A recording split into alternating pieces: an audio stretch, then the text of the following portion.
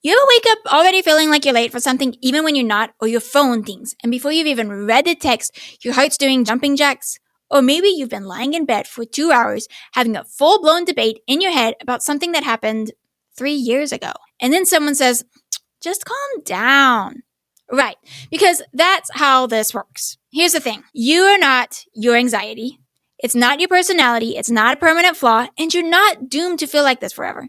And today, I'm going to explain exactly why your brain feels like it's stuck in overdrive and how you can start taking back control starting now. Hey y'all, welcome back to Doozy Talks with Susie, where we keep it real about fitness, nutrition, mindset, and how to live in sync with your body and your purpose. So here's the thing about anxiety. For the longest time, I thought it was just me. This is my personality now. I'm the overthinking, sweaty palm, triple check the locks at 2 a.m. type. And I figured I'd just have to learn to manage it forever. But then I started noticing patterns. There were days when the tiniest thing, a slow driver, a missed call, would send me into fight or flight mode, and I'd stay there for hours. It didn't make sense. I wasn't in danger. My brain just didn't get the memo. And that's when I learned something that flipped the whole script. My anxiety wasn't a moral failing, and it wasn't a random curse. It was part biology, literally built into my DNA, and part environment. Once I understood that, everything started to change. Here's the deal. Your body makes stress chemicals, dopamine, norepinephrine, adrenaline, on purpose. It's like nature's built-in alarm system. But if your genes slow down the enzymes that clear those chemicals, congratulations, you just bought the extended anxiety package. For example, I have a COMT mutation. That's catechol O-methyltransferase. But let's be real, nobody's pronouncing that at a dinner party. COMT's job is to break down excess dopamine and norepinephrine. Basically, it tells the brain, we're good, you can chill now. However, if your COMT runs slow, like mine does, it's like firing your brain's janitorial staff and hoping the mess cleans itself up. Spoiler, it doesn't. Same thing with MAO-A, monoamine oxidase A. Yeah. Who ever says that at a dinner party? Nobody. We're just going to say MAO-A. If it's not working efficiently, serotonin and dopamine linger. Emotions swing harder and your stress responses hang around way longer than the situation requires. It's not that you're too emotional, it's that your brain chemistry is literally running in slow motion cleanup mode. This is why I get so fired up when people say, just think positive, just breathe.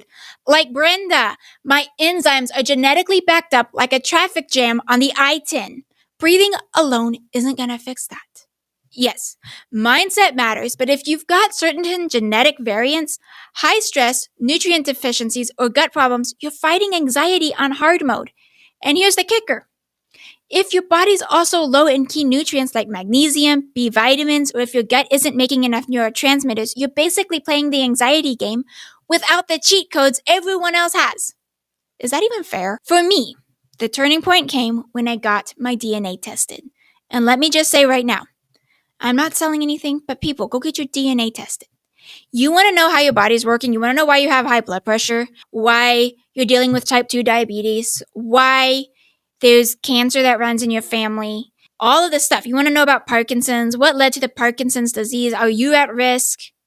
You can look at all of that just by looking at your DNA. And it is amazing and so cool because you look at all of that and you can see exactly how your body is going to function, what it needs, and how you can properly support it and avoid these diseases that nobody wants to have to deal with. And you turn off those genes, it helps create a brighter future for the next generation too, because they're able to better fight those diseases as well. I learned I had slow COMT and MAO-A plus MTHFR, which can mess with methylation. Translation? I wasn't clearing stress chemicals fast, and I wasn't making enough calming neurotransmitters efficiently, and I wasn't detoxing optimally. It's like my brain was brewing espresso shots 24/7, but forgot to ever turn off the machine. I also noticed patterns. Certain foods made me more anxious. And I've heard about this before, and I was like, is that real? Is that seriously how it works? But I started paying very close attention to how I responded to high sugar, high processed foods and instant jitters, higher anxiety, I can't sit still. I can't focus on anything. Everything just stresses me out, but at the same time, I feel run down and exhausted. Too much caffeine? Hello, 3 a.m., staring at the ceiling. Who needs sleep, anyways?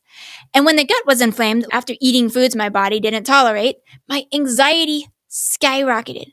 Once I connected the dots, I realized this wasn't just in my head, it was my whole body. So here's how I started to take control. Not fix my personality, but support my biology so my mind could work with me instead of against me. 1. Support your methylation and detox pathways. Methylated B vitamins like B12, methylfolate, especially if you've got MTHFR. You don't want to be taking folic acid. You don't want folic acid in your diet. Check labels. If it says it's fortified with B vitamins, it'll be folic acid, not methylfolate. Magnesium, the chill pill mineral. I love magnesium, but be careful because too much will give you the runs, and nobody needs that.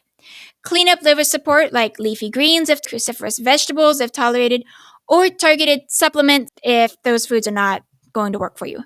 Balancing blood sugar. Now understand, going back to my DNA shows that I could be at risk of type 2 diabetes because of how my body processes carbohydrates and sugars.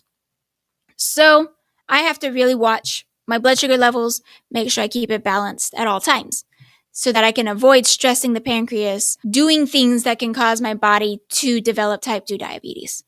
So protein plus fat with every meal, avoid high sugar energy fixes that crash your mood, and if you spike easily, try lower carb meals and see how your anxiety responds. Next, fix your gut health. Probiotics, fermented foods, if tolerated, things like kimchi or sauerkraut, stuff like that. Remove trigger foods, the ones your body's already told you. Heal the gut lining so your neurotransmitter production improves. And then manage stimulants. Cut caffeine if it sends you spinning out of control. Swap coffee for decaf, matcha, or my favorite, beef tallow coffee.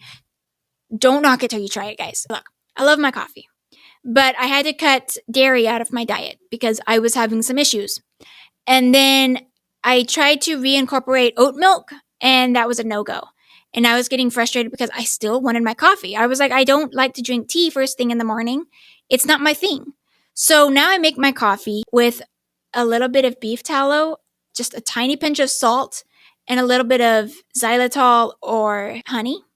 The raw organic local honey is so delicious. And it's actually really good. So please try it. Don't knock it till you try it. Literally like a cup of coffee, teaspoon of beef tallow, a pinch of salt, and like a teaspoon of honey. And oh my goodness, it is the most amazing. Then, so managing stimulants. Next, it's nervous system resets. It's cold exposure or contrast showers, box breathing or guided relaxation before bed.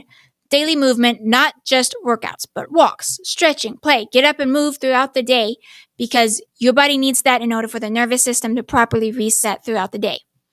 The biggest shift for me was realizing anxiety wasn't my identity. It was a signal. My body was saying, hey, something's off here. Can you help me out? And I used to feel so much shame for having anxiety. And I thought there was something seriously wrong with me. And in a way, I guess there was, but the shame that was attached to it was hard for me to get out of the anxiety because then you have anxiety about the shame. And so then the anxiety just keeps going. I wasn't failing at self-care. I just needed a custom playbook for my wiring. And when I understood that, it helped me see that anxiety is just communication. My body's communicating something is off. So if you've been stuck in the cycle of anxiety, self-blame, and random advice that doesn't work, here's your permission slip to throw out the cookie-cutter fixes, test your genes, learn your patterns, build your strategy, and remember, you are not your anxiety. You are the person driving this bus, and starting today, you can choose the route. If you found this helpful, drop a comment with your biggest aha moment, and go ahead and subscribe, and I will see you guys in the next video.